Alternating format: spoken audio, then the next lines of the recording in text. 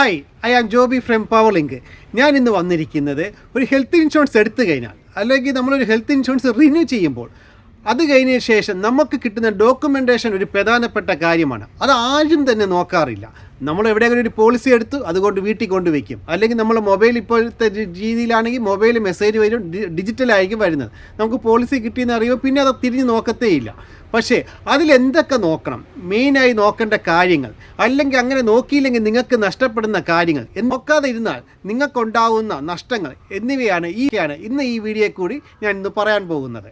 ആദ്യമായി നമ്മളൊരു പോളിസി എടുക്കുകയാണെങ്കിൽ നമ്മൾ ഏത് പോളിസിയാണ് എടുത്തിരിക്കുന്നത് ആ പോളിസി കറക്റ്റാണോ എന്ന് നോക്കണം. അതായത് നമ്മളിപ്പോൾ എക്സാമ്പിൾ പറഞ്ഞാൽ സ്റ്റാർ ഹെൽത്തിൻ്റെ ഒരു പോളിസിയാണ് നമ്മൾ എടുക്കണമെങ്കിൽ സ്റ്റാർ ഹെൽത്തിൻ്റെ തന്നെ 14 തരം പോളിസികളാണ് ഉള്ളത്. അതായത് സ്റ്റാർ ഹെൽത്ത് എന്ന കമ്പനിയിൽ 14 പ്ലാൻ തരം പോളിസികളാണ് ഉള്ളത്. ഓരോ പോളിസികളിലും ഓരോ വ്യത്യസ്തങ്ങളായിരിക്കും അതിൻ്റെ ബെനിഫിറ്റ് ലഭിക്കുന്നത്. അതായത് ഒരു പോളിസി നമ്മൾ എടുത്തു കഴിഞ്ഞാൽ അതിൻ്റെ ഫുൾ വരും. അതായത് നമ്മൾ ഹോസ്പിറ്റലിൽ കിടന്നു കഴിഞ്ഞാൽ ഫുൾ ചിലവും അതിന് ലഭിക്കും. ചിലതെടുത്തു കഴിഞ്ഞാൽ നമുക്ക് മൊത്തം ലഭിക്കില്ല, 10% 20% നമ്മൾ കൊടുക്കേണ്ടി വരും. ചിലതിന് കൺസ്യൂമർ ഐറ്റത്തിന് നമ്മൾ പേയ്മെൻറ്റ് ചെയ്യേണ്ടി വരും. അങ്ങനെ പല പല മോഡൽ പോളിസികളാണ് ഉള്ളത്. അതുകൊണ്ട് നമ്മളൊരു പോളിസി എടുക്കുമ്പോൾ നമ്മൾ ഏത് പ്ലാനാണ്, നമുക്ക് ഏതാണ് എടുക്കാൻ പോകുന്നത് എന്നുള്ളൊരു ഐഡിയ നമുക്ക് ഉണ്ടായിരിക്കണം. അതായത് ഒരാൾ പോളിസി എടുക്കാൻ പോകുമ്പോൾ, അല്ലെങ്കിൽ നമ്മൾ ഒരാൾ വന്ന് സമീപിക്കുകയാണ്, നിങ്ങൾക്കൊരു പോളിസി എടുക്കാൻ വന്നിരിക്കുകയാണെന്ന് പറയുമ്പോൾ നിങ്ങൾ ചോദിക്കണം ഏത് കമ്പനിയുടെ ഏത് പ്ലാൻ, അതിലുള്ള ബെനിഫിറ്റ് നിങ്ങൾക്ക് ഏതൊക്കെ ലഭിക്കുമെന്ന് ചോദിക്കണം. അതനുസരിച്ചുള്ള റേറ്റ് ആയിരിക്കും അവർ നിങ്ങളോട് പറയുന്നത്. അത് കഴിഞ്ഞിട്ട് നിങ്ങൾ പോളിസി എടുത്തതിന് ശേഷം നിങ്ങളടുത്ത് പറഞ്ഞ അതേ പോളിസിയാണോ പേപ്പറിൽ എഴുതിയിരിക്കുന്നതെന്ന് ആദ്യം നോക്കണം. അല്ലെങ്കിൽ നിങ്ങൾ പറ്റിക്കപ്പെടാം. കാരണം നിങ്ങൾ പറഞ്ഞിരിക്കുന്നത്, എക്സാമ്പിൾ പറഞ്ഞാൽ സ്റ്റാർ ഹെൽത്തിൻ്റെ ഒരു സൂപ്പർ സ്റ്റാർ പോളിസിയെക്കുറിച്ചായിരിക്കും നിങ്ങളടുത്ത് ബെനിഫിറ്റുകളെല്ലാം പറഞ്ഞത്. എന്നിട്ട് സ്റ്റാർ ഹെൽത്തിൻ്റെ വേറൊരു ആരോഗ്യ സംജീവനി എന്താ ഒരു പോളിസിയാണ് നിങ്ങൾക്ക് എടുത്ത് തരുന്നതെങ്കിൽ അതിൻ്റെ പേയ്മെൻറ്റ് തന്നെ ഒരുപാട് വ്യത്യാസങ്ങൾ വരും.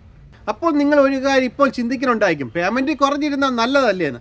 അതായത് ഇവിടെ പലരും ചെയ്യുന്നത് എങ്ങനെയാണെന്ന് വെച്ചാൽ സൂപ്പർ സ്റ്റാർ എന്ന് പറഞ്ഞത് സ്റ്റാർ ഹെൽത്തിൻ്റെ ഏറ്റവും ടോപ്പ് മോഡലാണ്. അതായത് നമുക്ക് എല്ലാ കവറും ചെയ്യും, എന്ത് വന്നാലും നമുക്ക് കവറിങ് കിട്ടുന്നതാണ്.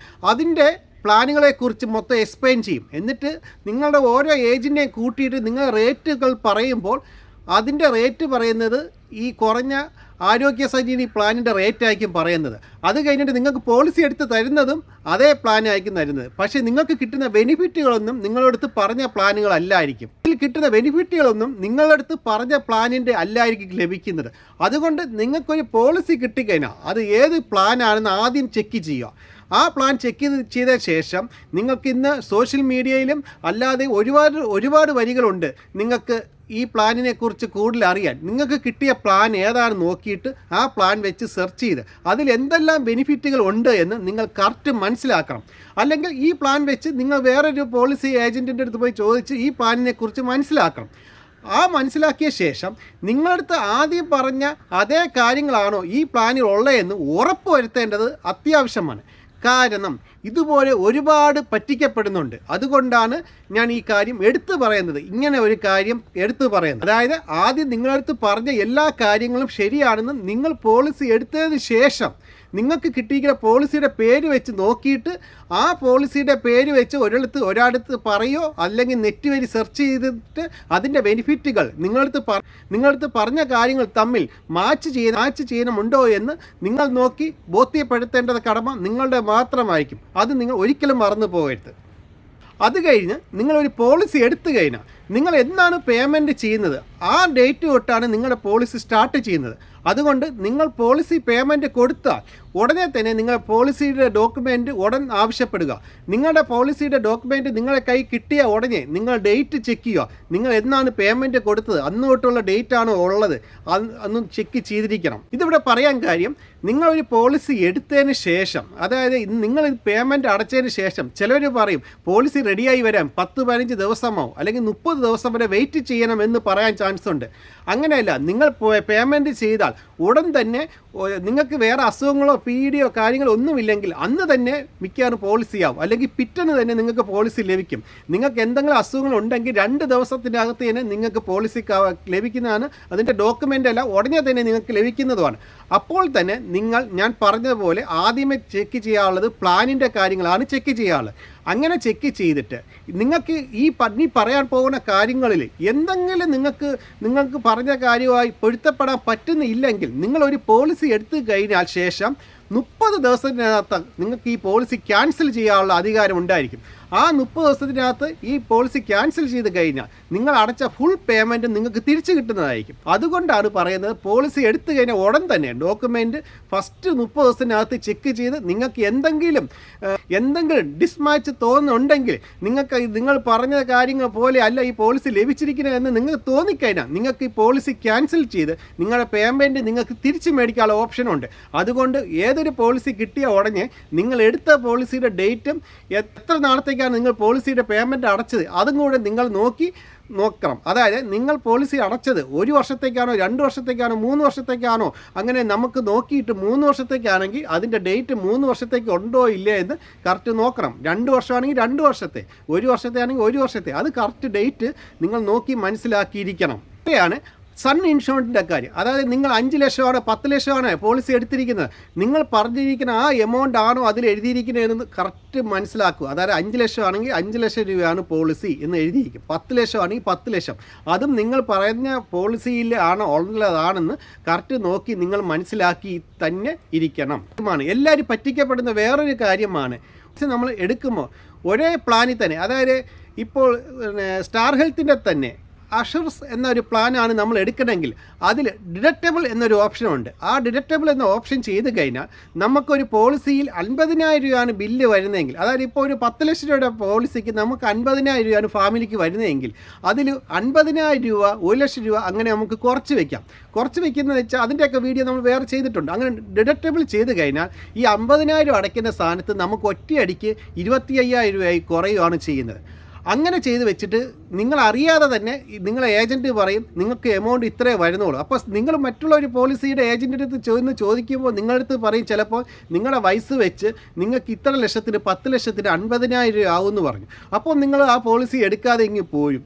പിന്നെ കുറച്ച് ദിവസം കഴിയുമ്പോഴായിരിക്കും വേറൊരു ഏജൻറ്റ് എന്ന് പറയുന്നത്. അപ്പോൾ ആ പുള്ളി നോക്കിയിട്ട് പറയും നിങ്ങൾക്ക് 25,000 രൂപ ഉള്ളെന്ന് പറയും. അപ്പോൾ നിങ്ങളുടെ മനസ്സിൽ ചിന്തിക്കും അത് ഏത് പ്ലാനാണ്, അപ്പോൾ ആ പറഞ്ഞ സെയിം പ്ലാനാണ് ഇവിടെയും പറഞ്ഞിരിക്കുന്നത്. അപ്പോൾ നിങ്ങൾ ചിന്തിക്കും ആ ഏജൻറ്റ് നിങ്ങളെ പറ്റിച്ചതാണെന്ന്. എന്നാൽ അവിടെ അങ്ങനെയല്ല. നിങ്ങൾക്കൊരു പോളിസി കിട്ടിക്കഴിയുമ്പോൾ അതിൽ ഡിഡക്റ്റബിൾ എന്നൊരു ഓപ്ഷനിൽ പേയ്മെൻറ്റ് വെച്ചിട്ടുണ്ടോ ഇല്ലേ എന്ന് അത് നോക്കി മനസ്സിലാക്കുക.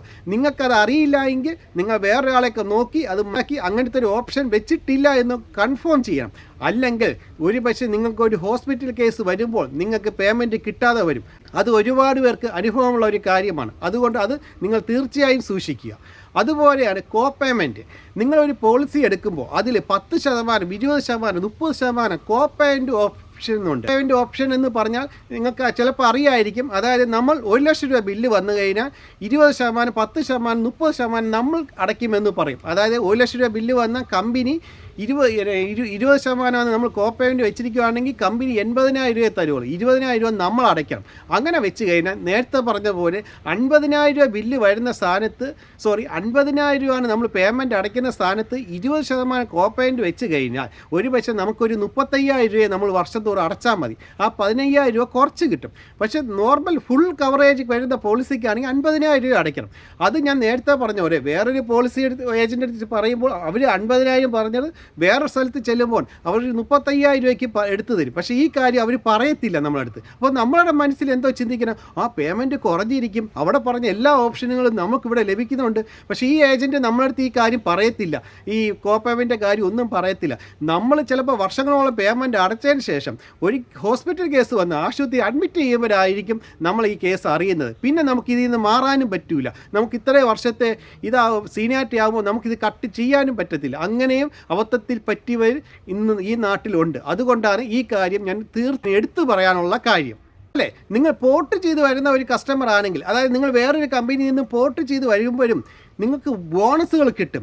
അതും നിങ്ങൾ സൂക്ഷിക്കണം. അതായത് ആ ബോണസ് പുതിയ കമ്പനിയിലോട്ട് ആഡ് ചെയ്തിട്ടുണ്ടോ എന്ന് ഉറപ്പ് വരുത്തണം. അങ്ങനെ നിങ്ങളുടെ ബോണസ് ആഡ് ചെയ്ത് തരാമെന്ന് പറഞ്ഞായിരിക്കും വേറൊരു കമ്പനി നിങ്ങൾ ആ കമ്പനിയിലോട്ട് ചേർക്കുന്നത്. പക്ഷേ ആ ചേർക്കുന്ന സമയത്ത് അത് ആഡ് ചെയ്തിട്ടുണ്ടോ ഇല്ലയെന്ന് തീർച്ചയായും നിങ്ങൾ നോക്കണം.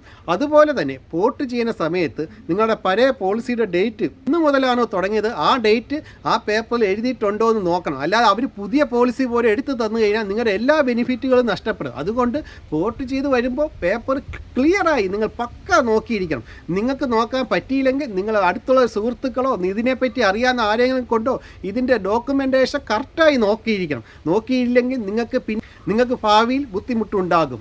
റിന്യൂവൽ ചെയ്യുന്ന സമയം, അതായത് പോളിസി റിന്യൂവൽ ചെയ്യുന്ന സമയം നിങ്ങൾ ഓർക്കും വേറെ ഒന്നും ചിന്തിക്കാനില്ല, എവിടെയെങ്കിലും കൊടുത്ത് റിന്യൂവൽ ചെയ്താൽ മതിയല്ലോ.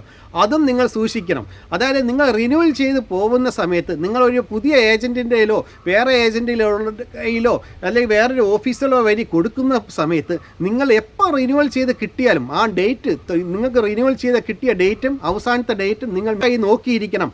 അതുപോലെ തന്നെ റിന്യൂവൽ ചെയ്യുന്ന സമയത്ത് നിങ്ങൾ ഫസ്റ്റ് ടൈം എന്നാണ് പോളിസി എടുത്തത്, അവിടെ സ്റ്റാർട്ടിങ് പോളിസി ഉള്ളിടത്ത് നിങ്ങളെ ഡേറ്റ് 10 വർഷം മുമ്പേ ഉള്ളെങ്കിൽ ആ ഡേറ്റ് കറക്റ്റ് ആ ഡേറ്റിലാണോ എന്ന് നിങ്ങൾ തീർച്ചയായും നോക്കണം.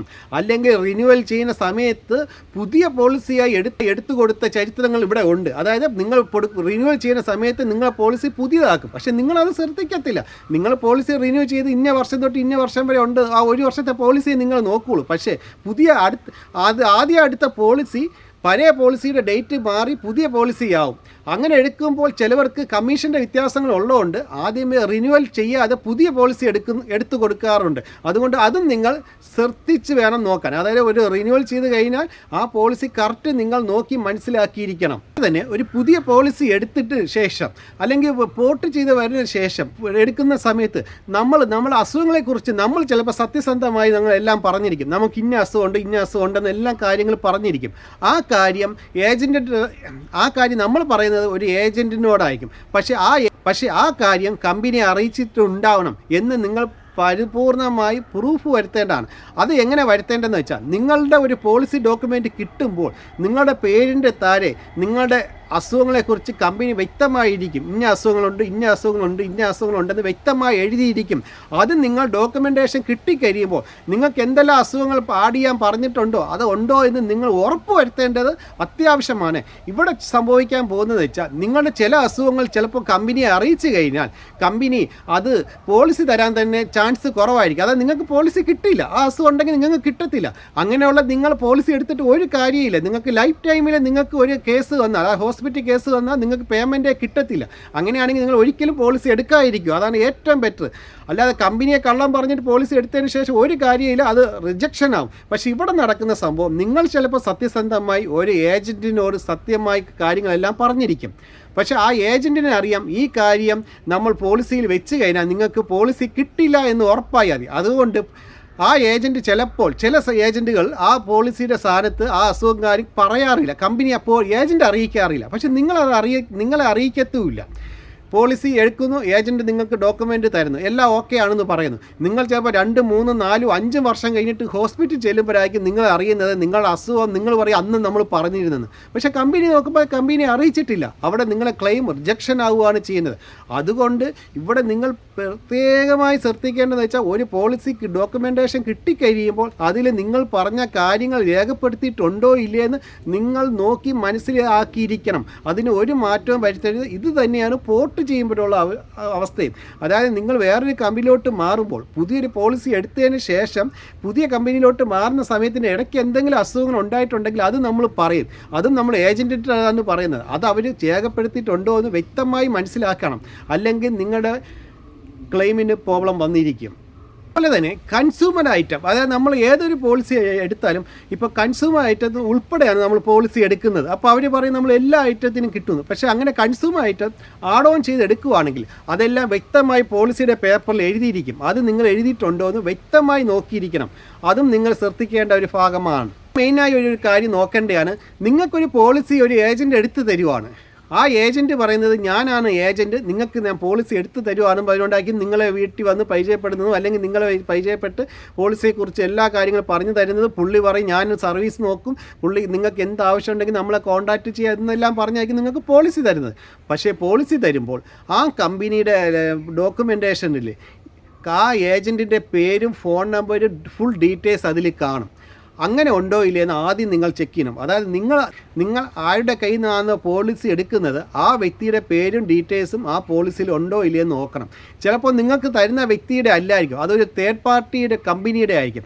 അങ്ങനെ വന്നു കഴിഞ്ഞാൽ നിങ്ങൾക്ക് സർവീസിനെ ബാധിക്കും. അതായത് ഇത് ചിലവർ ഓൺലൈനിലും തേർഡ് പാർട്ടിക്കും ഏജൻറ്റായി പ്രവർത്തിക്കുന്നവർ കാണും. അവർ ഈ പോളിസിയെ യാതൊരു ബന്ധവും കാണത്തില്ല. നിങ്ങൾക്ക് പോളിസി എടുത്തു തന്ന പിന്നെ ശേഷം പുള്ളി ചിലപ്പോൾ 1 വർഷം 2 വർഷം അവിടെ നിന്നതിന് ശേഷം പുള്ളി ഇതിൽ നിന്ന് തന്നെ പോവുകയും ചെയ്യും. പിന്നെ പുള്ളിയെ കോൺടാക്റ്റ് ചെയ്താലും കിട്ടത്തില്ല. ഇതിൽ കാണുന്ന കമ്പനിയെ വിളിച്ചാൽ നിങ്ങൾക്ക് റെസ്പോൺസ് കിട്ടുമോ, ചിലപ്പോൾ നിങ്ങൾക്ക് നല്ലൊരു സർവീസ് ലഭിക്കത്തില്ല. അതുകൊണ്ട് നിങ്ങൾക്ക് പോളിസി ലഭിച്ച് കഴിഞ്ഞാൽ ഉടനെ നിങ്ങൾ ആദ്യമേ ചോദിക്കണം, നിങ്ങളാണല്ലോ ഇതിൻ്റെ നോർമൽ ഏജൻറ്റ്, നേരായുള്ള ഏജൻറ്റ് ആണെന്ന് പറഞ്ഞു കഴിഞ്ഞാൽ അവരുടെ പേരും ഡീറ്റെയിൽസും മൊബൈൽ നമ്പരും എല്ലാം കറക്റ്റ് ആണോ എന്ന് വ്യക്തമായി നോക്കി മനസ്സിലാക്കുക. അല്ലെങ്കിൽ നിങ്ങൾക്ക് ഭാവിയിൽ ഇത് സർവീസിനെ വളരെയധികം ബാധിക്കും. അതൊരു ഇമ്പോർട്ടൻ്റ് കാര്യമാണ്. ഇതൊക്കെയാണ് ഒരു പോളിസി ഡോക്യുമെൻറ്റേഷൻ നോക്കുമ്പോൾ അത്യാവശ്യമായി അറിഞ്ഞിരിക്കേണ്ട കാര്യങ്ങൾ. ഈ പറഞ്ഞ കാര്യങ്ങൾ ഞാൻ ആരെയും കുറ്റപ്പെടുത്താനോ ഒന്നും പറഞ്ഞതല്ല. നിങ്ങൾ ഒരു പോളിസി എടുക്കുമ്പോൾ അല്ലെങ്കിൽ ഒരു പോളിസി റിന്യൂ ചെയ്ത് എടുക്കുമ്പോൾ നിങ്ങൾ അറിഞ്ഞിരിക്കേണ്ട ചില കാര്യങ്ങൾ മാത്രമാണ് ഞാൻ പറഞ്ഞിരിക്കുന്നത്. ഇതിൽ പറഞ്ഞിരിക്കുന്നത് എൻ്റെ അനുഭവത്തിൽ ഒരുപാട് പേർക്ക് എൻ്റെ അടുത്ത് വന്നതിൽ നിന്നും ഞാൻ മനസ്സിലാക്കിയ കാര്യങ്ങളാണ് ഇതിൽ പറഞ്ഞിരിക്കുന്നത്. നിങ്ങൾക്ക് ഈ വീഡിയോ ഇഷ്ടമായിട്ടുണ്ടെങ്കിൽ തീർച്ചയായും ഇത് നിങ്ങൾ ഒരാൾക്ക് ഷെയർ ചെയ്ത് കൊടുക്കുക, നിങ്ങൾ ലൈക്ക് ചെയ്യുക. നിങ്ങൾ ഈ ചാനൽ സബ്സ്ക്രൈബ് ചെയ്തിട്ടില്ലെങ്കിൽ തീർച്ചയായും ഈ ചാനൽ ഒന്ന് സബ്സ്ക്രൈബ് ചെയ്തിരിക്കുക. Okay, thank you.